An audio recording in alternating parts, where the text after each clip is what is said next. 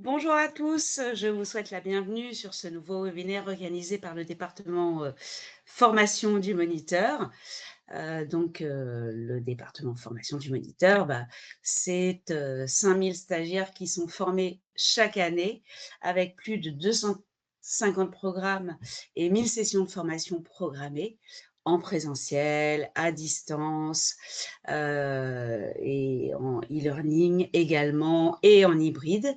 Donc voilà, vous retrouverez tout ça dans notre catalogue. Je vous enverrai le lien pour le télécharger et surtout sur notre site lemoniteur.fr. Des thématiques variées, hein, mais qui sont au cœur de vos problématiques actuelles. Et puis, une formation que nous allons aujourd'hui présenter, hein, sur lutter contre les îlots de chargeurs urbains. Comme vous le voyez à l'écran, c'est la formatrice qui l'anime que nous recevons ce matin, Rofia Leïté, qui est architecte, docteur en sciences de l'ingénierie. Ses compétences se fondent sur une expérience professionnelle acquise depuis plus de 20 ans dans le domaine de la construction et de l'urbanisme, et elle encadre des missions de conseil, d'ingénierie technique sur tout ce qui va concerner les stratégies environnementales, énergétiques et de développement durable, que ce soit dans des quartiers neufs ou de quartiers de rénovation. Donc voilà, je vais lui donner la main pour qu'elle puisse vous partager le support de l'intervention qu'elle va animer aujourd'hui. Et moi, je vous retrouve à la fin. Vous avez un petit bouton point d'interrogation qui vous permet de poser vos questions au fil de son intervention et je les lui relayerai à la fin afin de répondre à la majorité de vos questions. Merci à tous, bon webinaire et Rofia, je vous laisse la parole. Merci Laurence. Merci. Est-ce que voilà. Donc merci Laurence. Laurence m'a présenté. Je suis Rofia Letiette. J'accompagne des maîtres d'ouvrage publics et privés, des concepteurs, architectes, urbanistes depuis une vingtaine d'années pour justement prendre en compte les climats locaux dans les conceptions neuves et aussi dans les travaux, sur les sujets de rénovation. Donc, ce que je vais vous présenter aujourd'hui, c'est justement comment prendre en compte des spécificités urbaines, donc les formes urbaines, les spécificités du végétal, les essences végétales et surtout les climats locaux dans l'acte d'urbaniser, de concevoir et de rénover. Ce webinaire va se composer de deux parties. La première partie, je vais vous définir ce que c'est le phénomène des ICU, donc îlots chaleur urbain, avec un zoom sur le microclimat urbain et l'influence des formes urbaines sur les climats locaux. Et je vais vous montrer quelques illustrations de ces phénomènes-là, que ce soit dans les villes, quartiers ou bien des espaces urbains types, avec un résumé donc, des facteurs qui vont accentuer les surchauffes urbaines. Et en deuxième partie, je vais vous présenter deux cas. Donc un cas d'un diagnostic sur un quartier existant et un autre cas d'un travail sur un schéma d'aménagement effectué donc avec un urbaniste en prenant en compte les prospects urbains, la végétalisation, les climats locaux, donc les vents, les températures d'air, etc., afin d'éviter justement les surchauffes pour ne pas accentuer les phénomènes de changement climatique qu'on vit depuis quelques années, avec une synthèse des outils simples et aussi des outils complexes pour appréhender, identifier et qualifier ces phénomènes. Un rappel du contexte climatique actuel. Donc là, je vous présente deux slides. Donc une slide du climat qu'on a connu il y a quand même quelques années justement en France. Donc avec bien évidemment des températures moyennes issues des calculs et des travaux de Météo France et un climat futur, donc jusqu'aux années 2100 avec les projections du GIEC, avec bien évidemment des scénarios optimistes et pessimistes.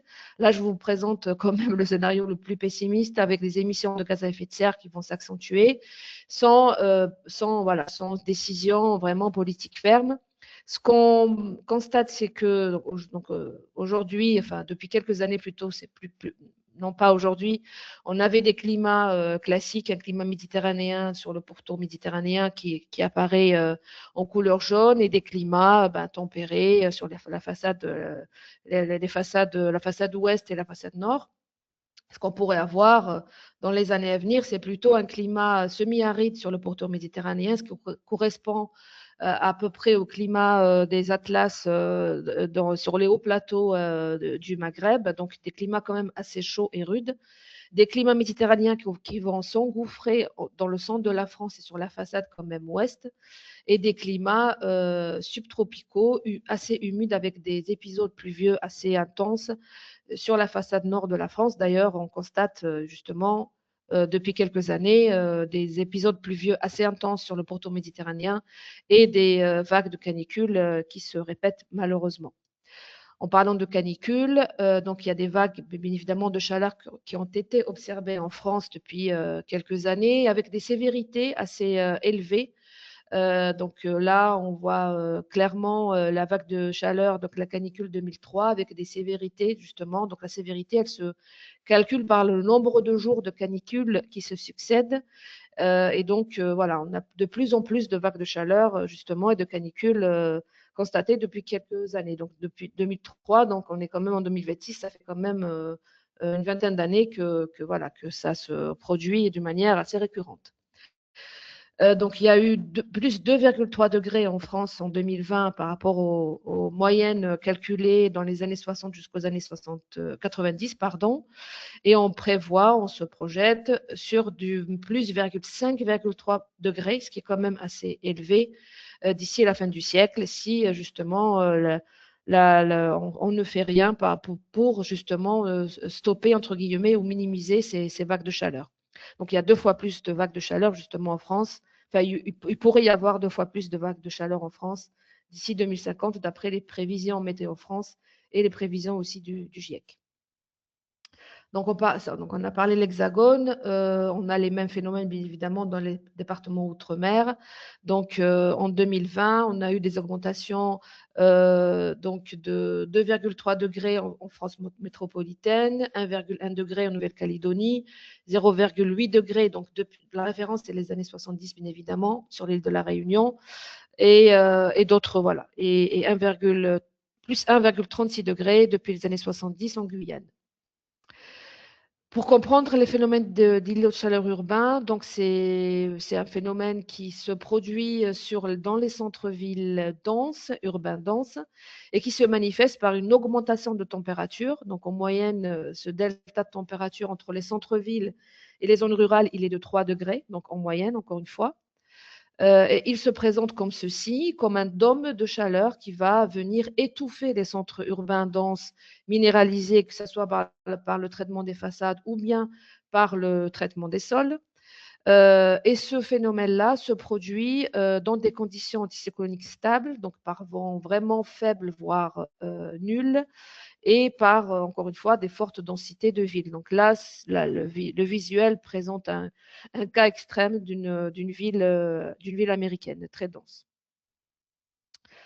Il faut savoir que la couche limite générée sur une ville, elle est composée de 2 strates, donc de la canopée urbaine et de la couche limite urbaine. Et c'est là où vient se piéger ce dôme de chaleur qui pourrait être entre guillemets, dégagé vers l'extérieur si des vents forts sont justement là dans les villes, en créant ce qu'on appelle un panache urbain et donc en minimisant l'inconfort dû à ce phénomène de surchauffe, ou bien il reste piégé au niveau des centres-villes.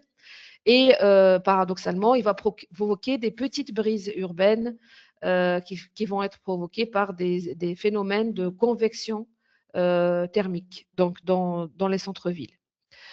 Je vais un peu vite, excusez-moi. Une autre illustration pour justement identifier le phénomène d'îlot de chaleur urbain, c'est encore une fois la référence aujourd'hui, malheureusement, c'est la canicule 2003. Donc, le delta de température en région parisienne entre le centre parisien et les zones rurales les plus éloignées en 2003, il était de 8 degrés, donc 2 fois plus ce delta qui a été donc calculé dans l'été 2000.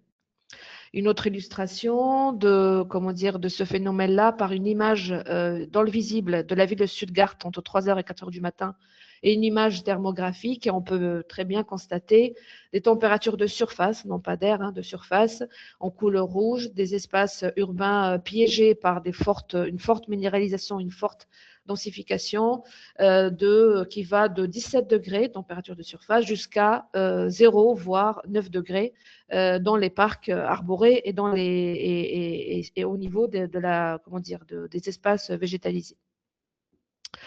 Un autre moyen de mesure et de quantification de ce phénomène-là, c'est la métrologie in situ climatique. Donc, c'est faire des campagnes de mesure pour aller regarder l'effet de la végétalisation sur le rafraîchissement urbain. Donc, le cas de la ville de Göteborg, en Suède, et le cas d'un parc.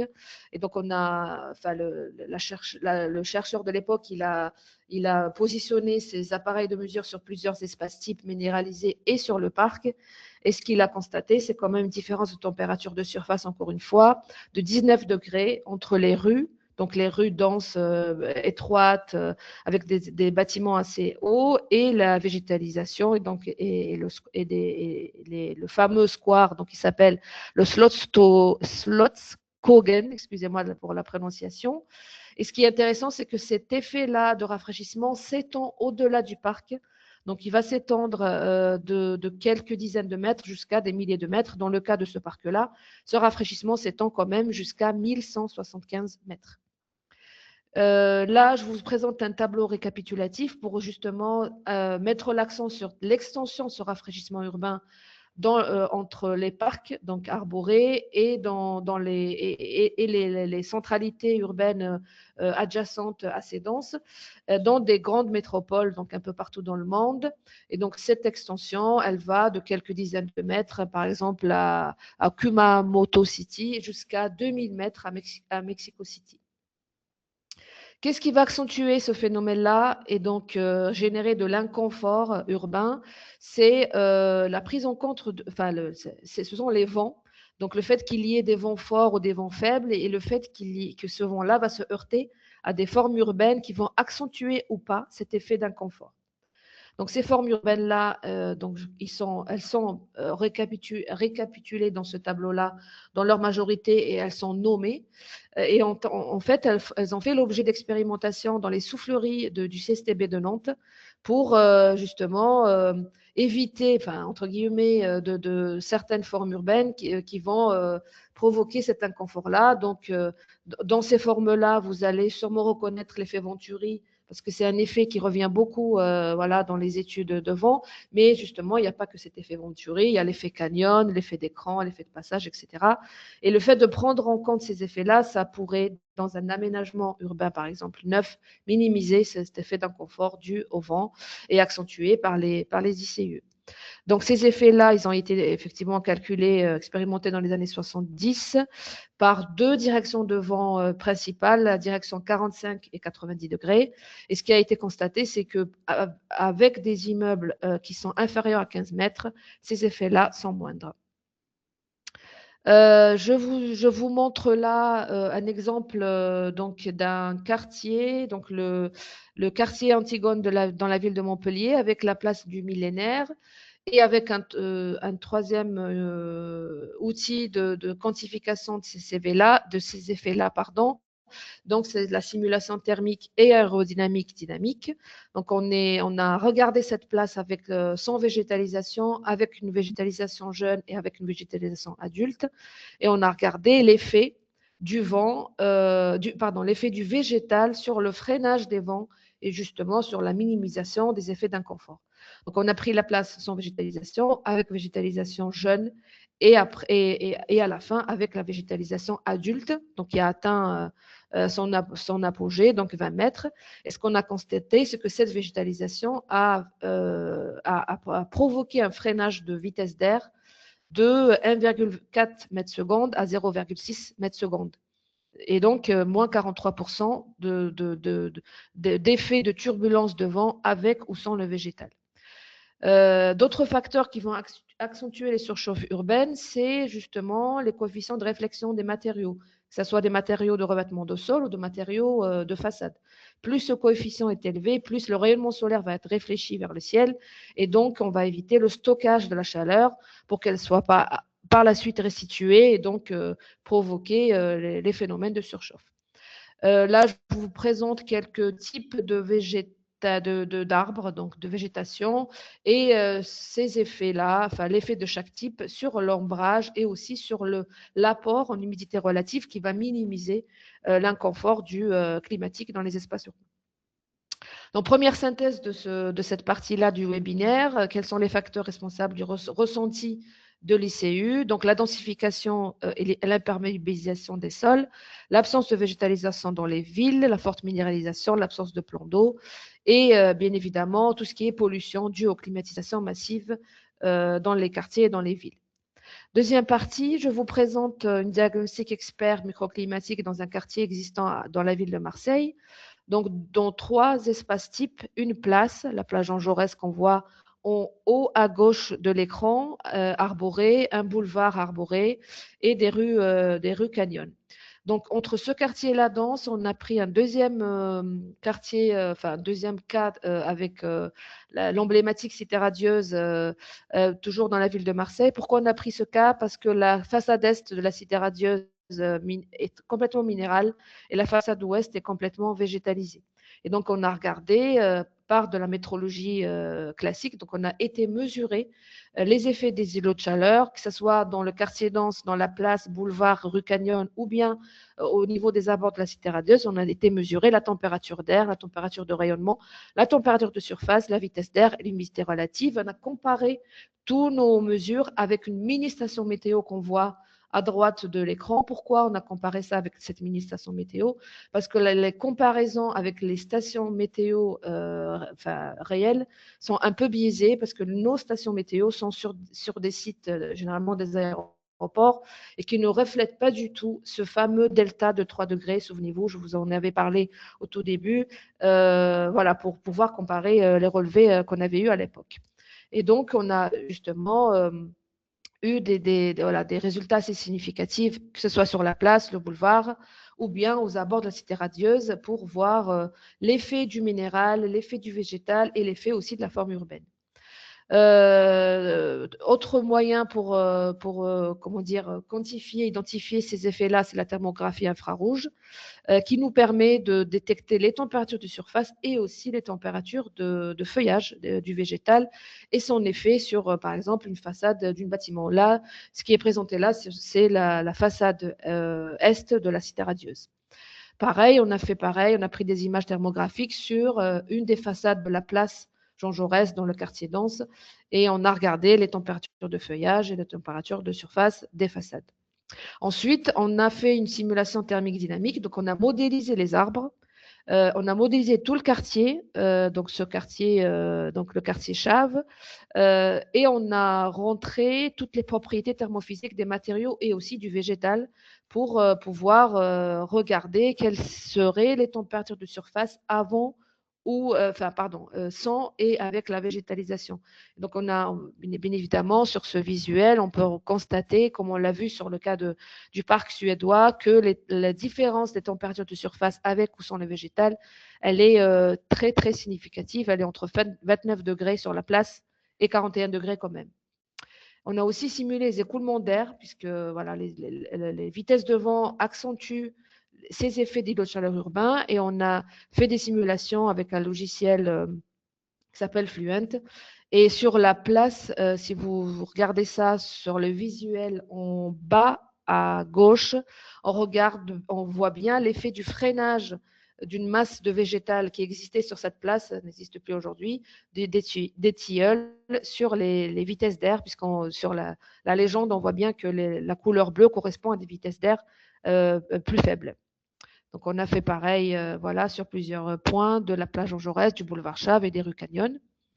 Donc, ça, c'était le cas d'un quartier existant. Dans le cas d'un aménagement d'un nouveau quartier, Je vous présente ici un travail que j'avais fait avec l'urbaniste chef de cette ZAC qui s'appelle la ZAC des Piels dans la ville de Frontignan.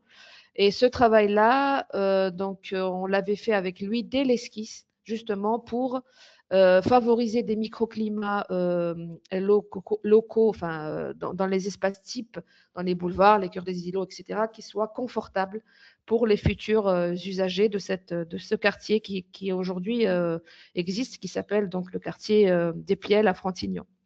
Donc, avec des outils simples, on a regardé par rapport à la rose des vents quel était le moyen de protéger les espaces des vents forts et aussi de rafraîchir en laissant pénétrer les vents faibles. Donc, on a regardé ça en plan 2D et bien évidemment en coupe. Et là où il pouvait y avoir des phénomènes d'inconfort, on a végétalisé avec bien évidemment des essences végétales locales et avec des canopées denses qui pourraient freiner des vents forts. Donc, ensuite, on a fait une simulation d'héliodon très simple avec soit AutoCAD, soit SketchUp pour regarder l'effet des ombrages des bâtiments et travailler avec l'urbaniste à l'époque pour justement tout ce qui est aménagement extérieur.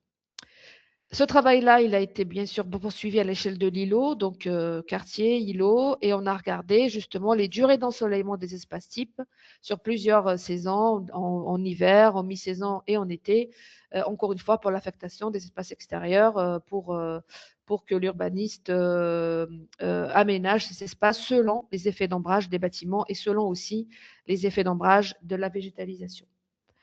Donc ensuite, on est arrivé, on a zoomé sur le bâtiment. Donc en l'occurrence, c'était des bâtiments de logement avec des commerces au rez-de-chaussée et on a regardé jusqu'à la définition donc des façades et la définition des systèmes d'isolation puisque les bâtiments sont isolés par de l'ITE, donc l'isolation thermique par l'extérieur, pour éviter justement toute surchauffe aussi à l'intérieur du bâtiment.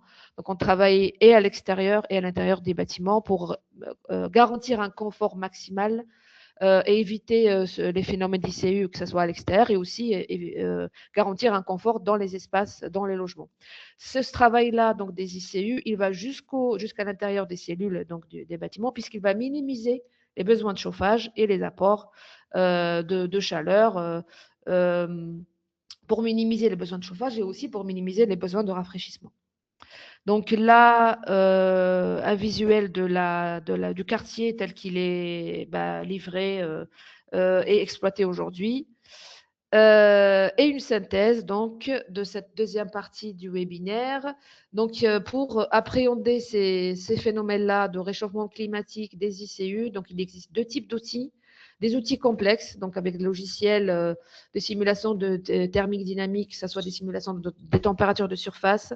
Je vous ai mis quelques noms de logiciels, des simulations des écoulements de vent, de la thermographie infrarouge. Et il existe aussi des outils très simples qui pourraient être utilisés, que ce soit par les maîtres d'ouvrage ou bien par les concepteurs, urbanistes et architectes, comme un simple hélodon avec SketchUp ou bien AutoCAD, ou bien par l'introduction de règles simples, donc le fameux tableau que je vous ai montré tout au début avec la nomination des effets d'écoulement de vent. Donc, il existe aujourd'hui dans AutoCAD un module qui pourrait être introduit dans AutoCAD. Et ce module-là, il est livré par un autre logiciel un peu plus complexe qui s'appelle UrbaWind. Et vous pouvez avoir d'emblée sur un plan guide ou sur un schéma d'aménagement ou même sur un morceau de ville les effets vraiment basiques d'écoulement de vent et d'inconfort sans avoir recours à des logiciels complexes. Ensuite, avec d'autres outils simples avec lesquels vous pouvez travailler, c'est des palettes végétales locales avec des indicateurs sur les densités de feuillage qui vont vous aider à appréhender tout ce qui est phénomène d'évapotranspiration, tout ce qui est freinage des vents, etc. Et enfin, des tableaux qui intègrent tout ce qui est coefficient de réflexion donc solaire, des coefficients albédo, que ce soit pour le revêtement de sol, pour la végétalisation ou bien pour le revêtement de façade. Tous ces outils-là, avec donc tous ces outils complexes et simplifiés, et tous les cas de figure diagnostiques, audits sur des quartiers existants pour des travaux sur des problématiques de rénovation urbaine ou bien des aménagements neufs sont détaillés du coup dans les formations que je donne à travers donc le groupe Le Moniteur. Merci de votre attention et je suis en attente de vos questions. Bah, c'est nous qui vous remercions, Rofia. C'est vrai que c'est un sujet d'actualité qu'on a essayé de résumer en 40 minutes. Donc, c'est pas évident. Mais effectivement, à travers la formation de 2 jours que vous animez à nos côtés et dont les prochaines sessions auront lieu en juin, donc les 11 et 12 juin, puis ensuite en octobre et en décembre, voilà, tout le monde pourra en savoir plus sur ces enjeux stratégiques qui se traduisent concrètement dans chaque projet d'aménagement, ZAC, écoquartier, renouvellement urbain, réhabilitation de cœur de ville. Et donc, on a compris à travers votre intervention que les urbanistes, les architectes et les architectes paysagistes et les maîtres d'ouvrage doivent finalement repenser leurs pratiques pour intégrer systématiquement la prévention des surchauffes dès la phase de conception.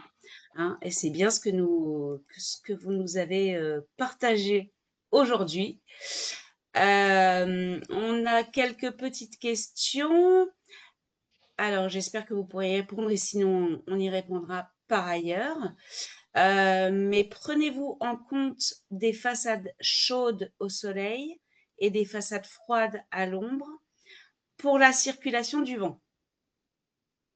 Oui, oui, oui, tout à fait. J'en prends en compte cela parce que justement, une façade chaude, donc au soleil, une façade froide en hiver va générer donc un phénomène de dépression et de surpression et du coup des phénomènes thermiques convectifs voilà, qui vont rentrer jusque dans le bâtiment. Donc on les prend en compte effectivement dans nos travaux d'expertise et aussi dans nos calculs. Et alors, on a une seconde question, toujours par rapport au vent.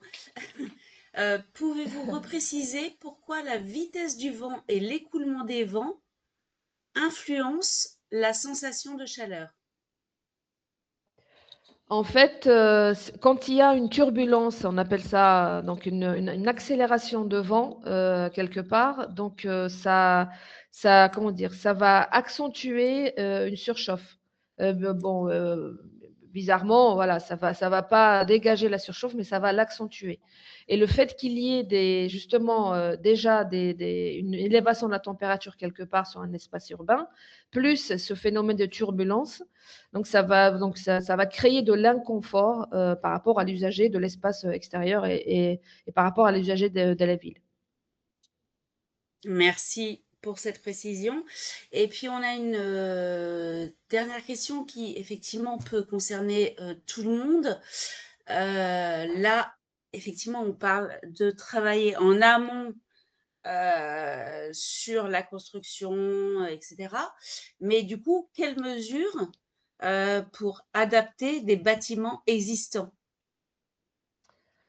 Alors, pour les bâtiments existants, c'est ce que je vous ai montré justement dans dans le cadre des différents espaces de la ville de Marseille. Donc, par exemple, sur une place complètement minérale, on peut venir végétaliser une partie de cette place, ou bien on peut végétaliser les pieds des immeubles, justement, s'ils se trouvent en plein chaleur, avec des façades minérales et une place complètement minérale, on peut venir travailler sur ça. S'il y a justement des vents très très forts sur une place ou sur un boulevard, on peut le freiner soit par de la végétalisation, soit par aussi des éléments correctifs, du paysagement, voilà, du mobilier urbain. Donc on peut faire ça aussi, parce qu'on ne peut pas végétaliser partout, surtout dans les centres-villes par rapport à des problématiques voilà, de sol, etc. Donc on peut travailler aussi sur sur ces questions-là. On peut travailler sur la façade en elle-même, hein, voilà, par avalement de façade, avec de l'ITE, avec un bardage voilà, qui va être un peu plus doux par rapport à justement cette problématique de stockage de la chaleur. Donc, on peut effectivement travailler sur tout ce qui est bâtiment existant et quartier existant, oui. Eh bien, écoutez, Rophia, je vous remercie infiniment pour cette intervention et les réponses que vous avez données aux questions des participants. Voilà, je rappelle que vous C'est moi qui vous animez remercie. la formation sur bah, voilà, lutter contre les îlots de chaleur urbains, comment concevoir des projets durables face au changement climatique. La session à venir se déroulera les 11 et 12 juin, excusez-moi. Puis en octobre et en décembre, n'hésitez pas à aller consulter le site du moniteur.fr pour vous inscrire. Je vous ai donné tout ça dans le chat et bah, surtout à venir avoir les réponses à toutes vos questions grâce à Rophia durant la formation qu'elle anime à nos côtés. Merci à tous, je vous souhaite un très bon appétit, un bon vendredi, un bon week-end et à bientôt pour un nouveau webinaire, le Moniteur Formation. Merci Rophia, à Merci. bientôt. Merci, Au merci. Au revoir. revoir.